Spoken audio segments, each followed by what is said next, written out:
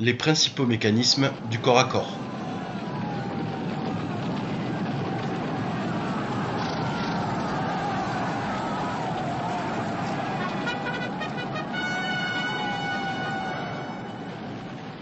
Pour résoudre les corps à corps, on va se référer à la caractéristique physique. Donc vous voyez ces trois lignes. La première, quand on regarde la classe, c'est une levée. 16 gardes, 4 grenadiers, 4 voltigeurs. On a un physique pour les gardes qui est de 3, pour les grenadiers de 4, pour les voltigeurs de 3. Donc en fait, on va utiliser la caractéristique physique de la figurine de grenadier, par exemple de 4, et la comparer au physique de l'ennemi, si c'est un fusilier classique, par exemple de 3. Comment ça marche ? Eh bien en fait, on a un combat qui se sépare en 4 phases. La première, on détermine le nombre d'attaques de chaque côté, on détermine le chiffre pour toucher, on lance les dés, on retire les pertes, et on détermine ensuite les unités qui ont perdu leur corps à corps. C'est très très simple. On va rentrer plus en précision avec un exemple d'une cavalerie qui charge un carré, où là on voit que les ordres ont été révélés. Donc les hussards en haut à gauche ont révélé l'ordre charge, le carré a juste eu le temps de se mettre en carré, et va donc pouvoir absorber cette unité de cavalerie.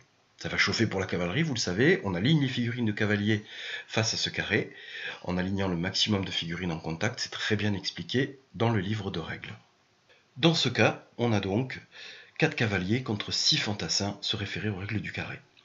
Donc on prend le tableau qu'on trouve dans l'aide de jeu Légion d'honneur ou bien dans le livre de règles et on va comparer le physique de l'attaquant, en l'occurrence les cavaliers qui est de 4, au physique des défenseurs, dans le carré les fantassins russes qui est de 3.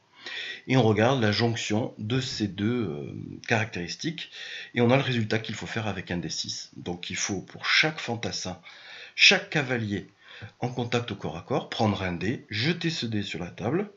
Donc là, en l'occurrence, ça fera 4d6 pour les cavaliers français. Et tous les résultats supérieurs ou égaux à 3+, seront des dégâts directement infligés aux Russes, et vice-versa pour le français. Donc là, c'est expliqué en détail. On voit que les 4 cavaliers en blanc rentrent en contact avec les figurines qui sont juste en face d'eux. Donc potentiellement peuvent faire 4 morts. Il n'y a pas d'impact de chevaux dans ce cas-là parce que le carré annule les bonus. Ça sera expliqué un peu plus tard et précisément dans le livre de règles. Et dans l'autre cas, on voit que grâce au carré, le russe, lui, peut répliquer avec 6 fantassins en simultané. Donc dans ce corps à corps, on aura eu à la fin de ce corps à corps un cavalier qui aura été touché sur un 5+ par les fantassins russes et qui aura été tué, donc retiré de l'unité. On voit à côté du drapeau jaune que il y a une figurine de cavalier en moins. Ensuite, côté russe, le français n'aura fait aucune perte et il n'aura pas du tout eu de chance, puisqu'avec ses 4 dés, il a fait des 1, des 2 et aucun résultat supérieur à 3+.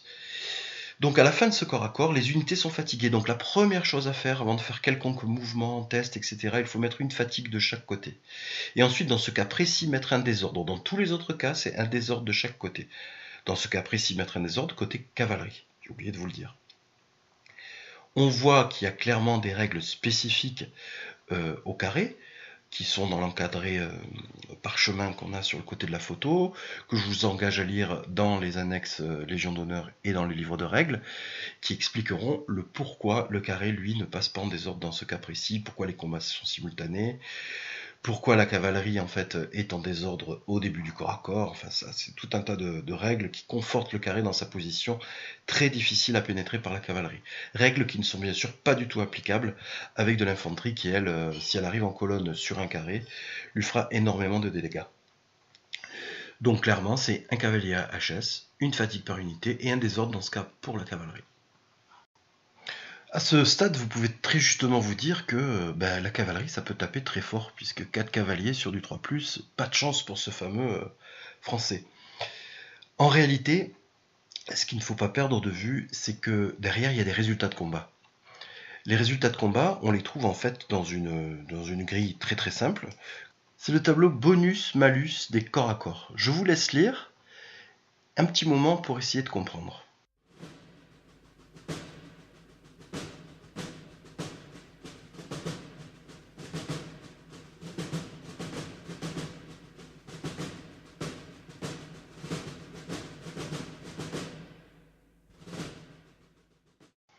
Vous avez dû comprendre en lisant ce tableau. Eh bien oui, il ne suffit pas de retirer les pertes de figurines de la table, même si on veut dans l'absolu, on pourrait les laisser accrochés à nos socles et mettre un dé de dégâts à côté, ça suffirait. On va calculer qui a vraiment perdu le corps à corps. Pour perdre vraiment un corps à corps, il y a d'autres critères qui rentrent en compte. Là, on est dans le cas d'un carré. Donc je prends le point vert qui représente les points russes. Donc déjà, le russe va additionner son étendard. Il a un étendard dans son bataillon. Il en a un deuxième parce que c'est un russe, donc il a un score de plus 2. Pour l'exemple, on va rester sur un plus 1 pour que vous compreniez. Donc plus 1. C'est une formation en carré contre la cavalerie. Donc là, ça lui donne un plus 4. Ça propulse son résultat de combat à plus 5. Il a fait perdre à l'adversaire français un cavalier. Nous l'avons vu tout à l'heure. Donc ça lui fait un plus 6. Pour le français, le seul résultat qu'il a fait, aucun mort, pas de bonus, puisque l'unité de cavalerie est en désordre face à un carré, un étendard, enfin un guidon, dans le cas de la cavalerie, c'est ce qu'on dit. Donc on va voir comment on résout finalement ce combat. Donc les scores, c'est très simple, le français il a 1, le fameux guidon, les russes ils ont 6, on fait 6 moins 1, 5, le russe gagne de 5 ce corps à corps. Donc le français a perdu. Donc maintenant il faut savoir si le français fuit en toute débandade ou alors garde un simili et ordre. De toute façon il est en désordre, mais ne part pas en fuite, mais peut faire une retraite en bon ordre dans son tour. Pour de l'infanterie, on va vouloir savoir si les fantassins continuent à se battre le tour d'après ou vont tout simplement fuir et laisser le choix à l'adversaire de les poursuivre. Pour savoir s'il fuit, quand on parle de fuite, on parle de psychologie. On prend ce score de 5 qu'on soustrait au total de la psychologie de l'unité.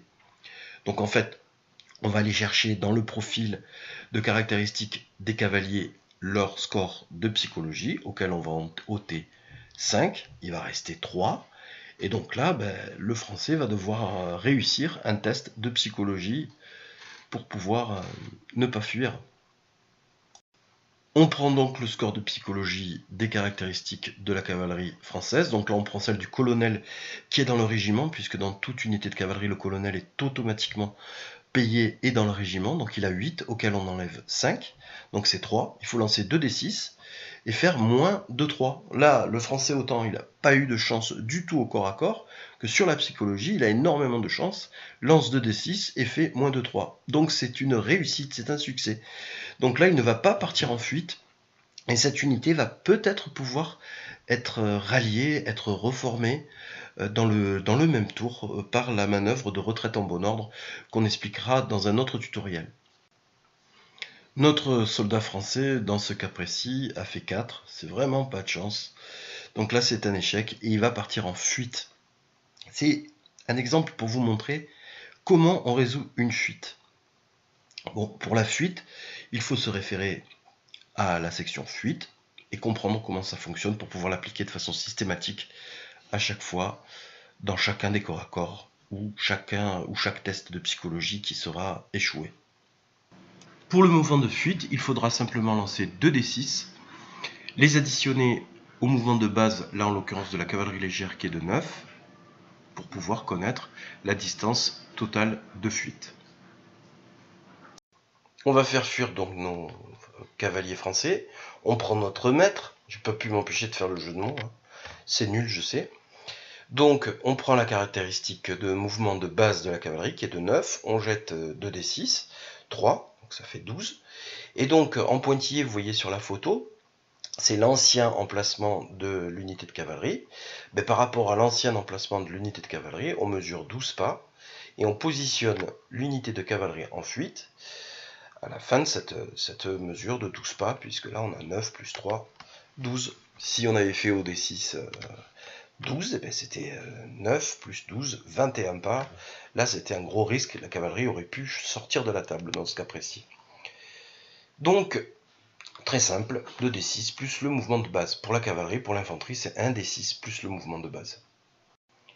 Une note, si à la fin du corps à corps, tout comme dans les tirs, une des deux unités, voire les deux unités, atteignent leur seuil de dissolution, c'est en général pour les troupes régulières 50% de leur effectif d'origine, eh bien l'unité part en déroute automatique. Elle fuira automatiquement. Si ce sont les deux, ce sont les deux qui repartent d'où elles venaient, c'est-à-dire vers leur campement le plus proche.